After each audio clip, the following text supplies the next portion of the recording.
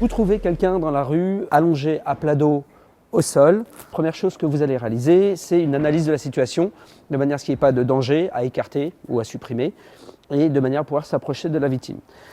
Dans un premier temps, je vais tester la conscience de la victime. Pour ce faire, je vais simplement lui poser des questions simples, des ordres simples, comme ceci: ouvrez les yeux, serrez-moi la main. Monsieur, monsieur, ouvrez les yeux, serrez-moi la main. Pas de réponse aux questions simples, ordre simple.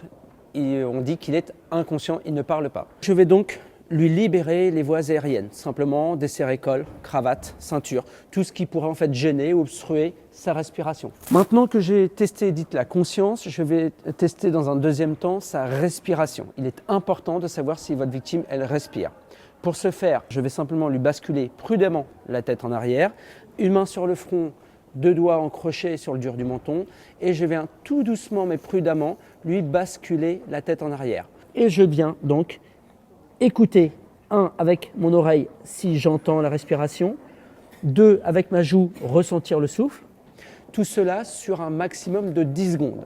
Ces 10 secondes sont très importantes parce que si j'ai cru ressentir une seule respiration sur ces 10 secondes, je vais partir du principe que ça ne respire pas. Globalement, il y a peut-être effectivement une respiration, mais elle est complètement inefficace et dite agonique. La victime respire, il est très important de mettre donc les personnes inconscientes et qui respirent sur le côté, de manière à maintenir les voies aériennes libres. Pour ce faire, 2 ou 3 petites choses. La première, je vais simplement, du côté du retournement de la victime, appliquer le bras côté retournement de la victime en grand chef indien, paume de main tournée vers le ciel. Je vais venir simplement rassembler les jambes de manière à pouvoir permettre un meilleur retournement de la victime. Je viens attraper la main côté opposé au retournement, appliquer paume de main contre paume de main de la victime et apposer le dos de la main de la victime à hauteur de la joue. Et je maintiens la position. Si je relâche, fatalement, le bras de la victime va reprendre sa place initiale. Donc je viens attraper paume de main contre paume de main et je l'applique et je maintiens en position sur la joue de la victime.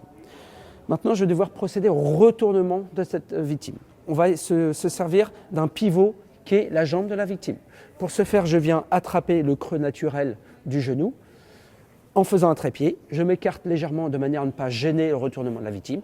Et tout simplement, d'un geste qu'un enfant de 8 ans est capable de faire, eh bien, je viens appuyer et naturellement, le corps de ma victime va pivoter. Maintenant que j'ai fait ça, je vais devoir me libérer. Pour ce faire, je viens bloquer le coude de ma victime parce que si je tire d'un coup sec, le bras va s'en aller. Donc je viens le bloquer et effacer tout doucement ma main de manière à ce que la tête puisse venir en appui au sol.